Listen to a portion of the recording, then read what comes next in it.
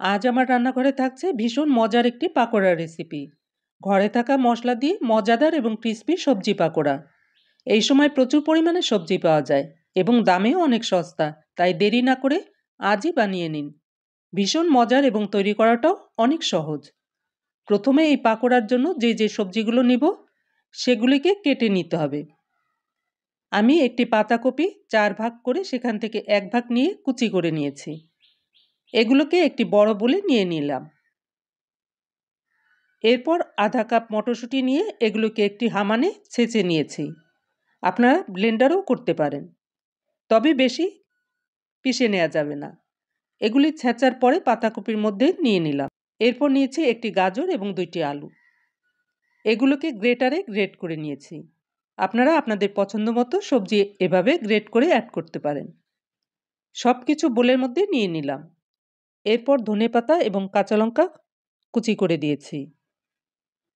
এর মধ্যে কিছু উপকরণ অ্যাড করে দেব। তার জন্য প্রথমে নিয়েছি 1 চা চামচ রসুন বাটা, আধা কাপ বেসন, আধা কাপ চালের গুঁড়ো। চালের গুঁড়োটা দিলে অনেক মুচমুচে হয়। চালের গুঁড়ো অথবা বেসন না থাকলে আধা কাপ চাল এবং ডাল 3 ঘন্টা ভিজিয়ে রেখে গুঁড়ো করে নিতে পারেন বা বেটে নিতে পারেন। দিয়েছি আধা কাপ পেঁয়াজ কুচি। পেঁয়াজটা একটু বেশি দেওয়ার চেষ্টা করবেন, তাহলে অনেক মজা হবে। দিয়েছি আধা চা চামচ লবণ, আধা চা চামচ হলুদের গুঁড়ো, আধা চা চামচ ভাজা জিরে গুঁড়ো, আধা চা চামচ ভাজা মরিচের গুঁড়ো, আধা চা চামচ চাট মশলার গুঁড়ো, আধা চা চামচ জোয়ান। 2 হাতের তালুতে এভাবে ডলে দিয়েছি। এখন সব কিছু একসঙ্গে মাখিয়ে নেব। আমি কিন্তু এর মধ্যে কোনো পানি ব্যবহার করব না, শুধু একটা ডিম দেব। তার আগে সবজি থেকে যে পানিটা ছাড়বে সেই পানিতেই মাখাটা করে নেব। অনেকে সবজির পানিটা চিবড়িয়ে ফেলে দেয়, এক্সট্রা পানি দিয়ে মাখায়। আমি তা করলাম না। এখন এই পর্যায়ে দিয়েছি একটি ডিম। এতে করে বাইন্ডিংটাও ভালো হবে এবং পাকোড়াগুলি ফুলে মুচমুচে হবে, কিন্তু শক্ত হবে না।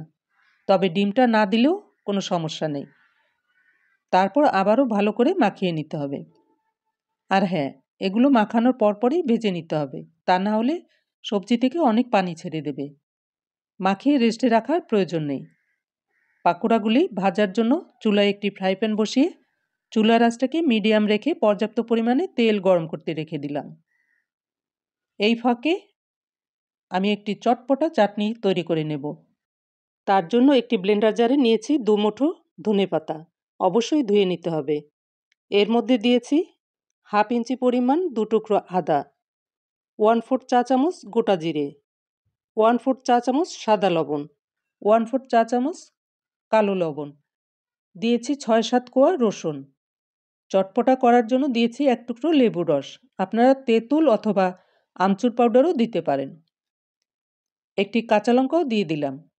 ঝাল লবণটা আপনাদের টেস্ট অনুযায়ী দিতে হবে। এর মধ্যে সামান্য পানি দিয়ে ব্লেন্ড করে নেব। আপনারা শিলনোড়াও বেটে নিতে পারেন, তখন পানিটা দরকার হবে না। পানি ছাড়াই বেটে নিতে পারবেন।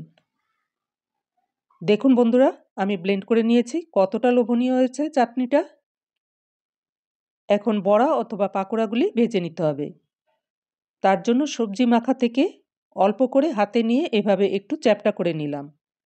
তারপরে গরম তেলের মধ্যে দিয়ে দিয়েছি। তবে তেলটা যেন অতিরিক্ত গরম না থাকে।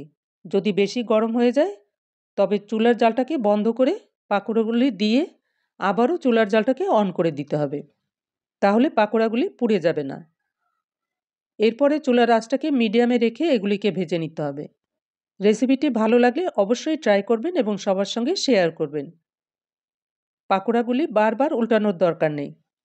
যখন এক সাইড রং ধরবে অর্থাৎ ব্রাউন কালার হবে তখন উল্টিয়ে দিতে হবে। উল্টানোর পরে দেখবেন এক সাইড মুচমুচে হয়ে গেছে। এরপরে নিচের সাইডও যখন এরকম ব্রাউন কালার হবে তখন এগুলিকে তেল থেকে তুলে নেব। আমি এক এক করে সব পাকোড়াগুলিকে তেল থেকে তুলে নিয়েছি। একইভাবে বাকি সবগুলি পাকোড়া ভেজে নিব। এই পাকোড়াগুলি ভাজতে 5 থেকে 6 মিনিট সময় লেগেছে। এরপর একটি সার্ভিং ডিশে তুলে নিলাম। সস্তায় এরকম মজার মজার পাকোড়া পেট ভরে খাবেন।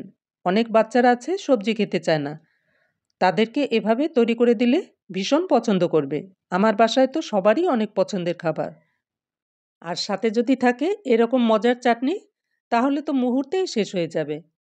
দেখলেন তো বন্ধুরা, কত সহজেই অল্প খরচে ঘরে থাকা মশলা দিয়ে বানিয়ে নিলাম মজাদার ক্রিস্পি সবজি পাকোড়া। সবাই এভাবে তৈরি করে খাবেন এবং এর মজা নেবেন। তাহলে পরবর্তী ভিডিও দেখার আমন্ত্রণ জানিয়ে এবার রাখছি। সবাই ভালো থাকবেন, সুস্থ থাকবেন। Good bye.